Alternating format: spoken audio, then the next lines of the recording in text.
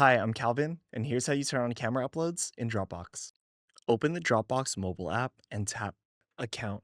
You'll see a section called Camera Uploads, and you're going to want to select it. Choose Upload From, then allow Dropbox to access your photos and videos by toggling them on.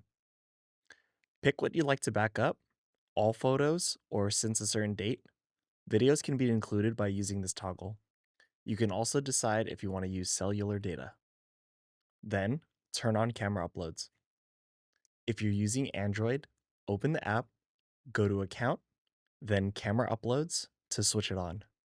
Once enabled, your photos and videos upload automatically to the Camera Uploads folder. You can access them anytime from your phone, tablet, or computer. If this video helped, why not share it?